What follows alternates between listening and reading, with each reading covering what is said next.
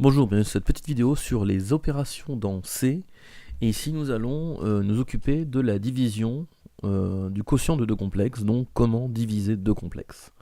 Alors pour commencer, on va définir des petites choses. Donc soit z égale a plus ib, donc un nombre complexe non nul. Donc si je le définis comme non nul, c'est parce qu'il sera présent au dénominateur. Je vous rappelle qu'un dénominateur ne doit pas être égal à 0, donc il faut faire gaffe. Et z' est égal à a' plus ib', un nombre complexe quelconque. Voilà. Je vous rappelle aussi, je peux le mettre ici en loose D, A, B, A', B', excusez-moi, B' sont des réels. D'accord. On définit le quotient de deux nombres complexes z' sur z par, et c'est là que c'est intéressant, donc z' sur z, on peut le définir comme la multiplication de z' et de 1 sur z. Et là, vous avez compris, je pense, ce qui va arriver, c'est que, en fin de compte, 1 sur z, c'est quoi? C'est l'inverse du nombre z. Ce qui va permettre de dire que donc cette chose-là, 1 sur z, donc je vais en mettre ici en violet, 1 sur z, inverse de z, donc je suis en train de me retrouver dans un cas que je connais très bien et je vais pouvoir recycler une méthodologie qu'on a vue juste avant, c'est-à-dire multiplier par l'expression conjuguée. Donc, méthodologie, on va prendre la petite méthodologie que j'ai écrite ici, pour obtenir une forme algébrique. Bien sûr, ce qu'on veut, c'est une forme algébrique du quotient de deux complexes, donc c'est ça le but du jeu. Il suffit de multiplier le numérateur, donc on va multiplier à la fois le numérateur et le dénominateur par quoi? Par l'expression conjuguée du dénominateur qui est ici noté par z bar égale a moins ib. Bien sûr, encore une fois, z bar, vous savez pas ce que c'est, mais ça fait rien pour l'instant. Peut-être que vous le savez, mais c'est pas grave si vous suivez le cours. Ici, l'expression qui m'intéresse, c'est a moins ib. Cela aura pour incidence, pour conséquence, d'enlever les parties imaginaires présentes au dénominateur. Et ça, c'est vraiment ce qu'on cherche. On cherche à les enlever. D'accord? Enlever quoi? Les parties imaginaires au dénominateur. Sinon, c'est moche. Ça ferait des. C'est pas correct. On n'aime pas laisser des. Je vous rappelle, on n'aime pas laisser des racines carrées au dénominateur. On n'aime pas non plus laisser des i au dénominateur parce qu'un i c'est une petite racine carrée négative. Hein, c'est à peu près ça. Donc on n'aime pas non plus. On poursuit le job. Alors ici, je vais chercher le cas général. Donc le but du jeu, c'est de calculer z' sur z.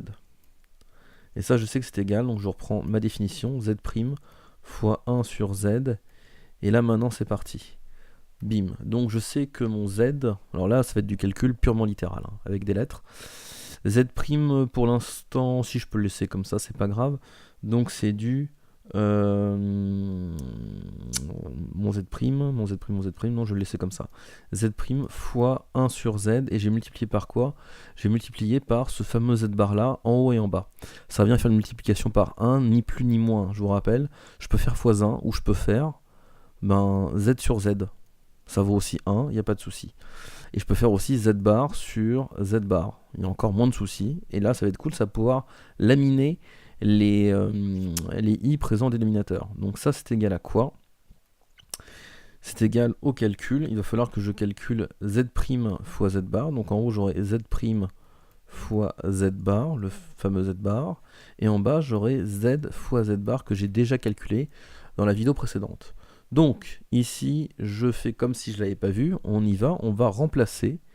Donc mon z' c'est a' plus ib'. Ça, c'est cool. Et j'ai z bar, c'est a moins ib. Ok. En bas, j'ai quoi? J'ai a plus ib, facteur de a moins ib. Très bien. Donc en haut, je ne vais pas le développer. Pourquoi? Parce que ça serait long et laborieux et ça ne m'apporterait rien d'intéressant. Donc ici, il faut le développer, mais ça ne m'intéresse pas plus que ça. A' plus ib', facteur de a moins ib. Le but du jeu, c'est vraiment d'enlever les i qu'il y a en bas. Donc ici, si je développe tout ça, ça va me faire quoi? Ça va me faire du a carré plus b carré. Ce qui est vraiment le cas. Donc ici, vous voyez bien que j'ai enlevé la partie la partie imaginaire qui se baladait. Ici, donc, je vais pouvoir faire mon calcul, une multiplication standard. Bon, allez, je vous la fais quand même. C'était pas prévu, mais je vous la fais.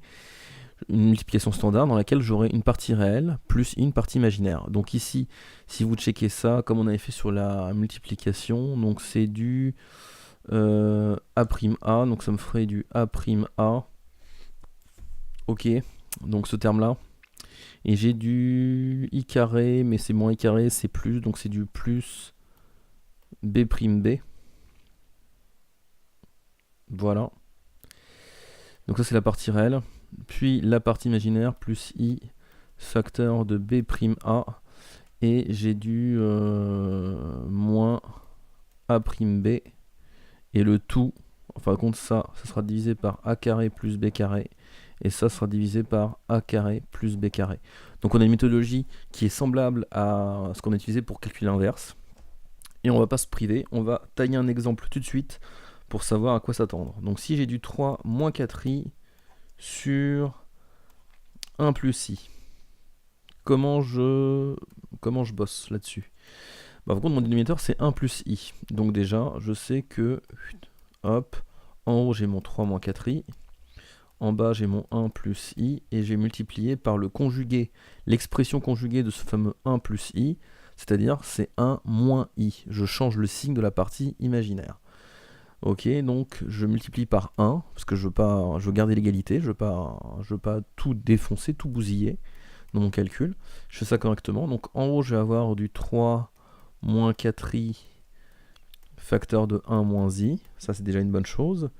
Et en bas, j'aurai quoi? J'aurai du a au carré plus b carré. Donc le a il vaut 1, le b il vaut 1. Ça, y a pas de souci. Même s'il vaut moins 1, de toute façon, il est au carré, ça dégage le signe moins.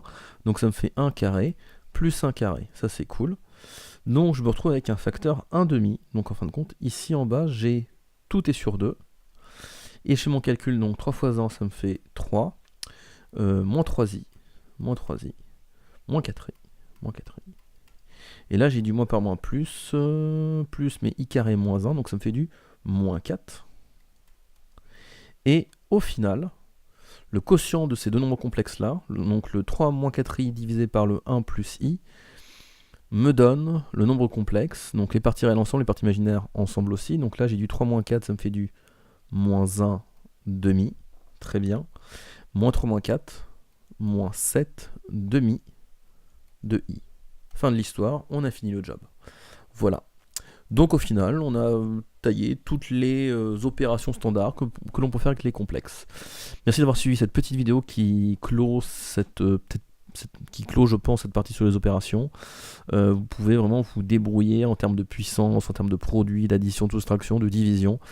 Gérer des complexes, faites-en, retestez les exemples, c'est toujours formateur. Et les parties en calcul littéral, c'est aussi important de savoir gérer du calcul littéral avec des complexes. C'est un peu plus embêtant, c'est un peu plus lourd parce que il faut penser que i c'est un nombre à part entière et que lorsqu'il monte en puissance, n'oubliez jamais que vous avez des signes, de la règle des signes à utiliser et des petites propriétés liées à la puissance de i à utiliser aussi.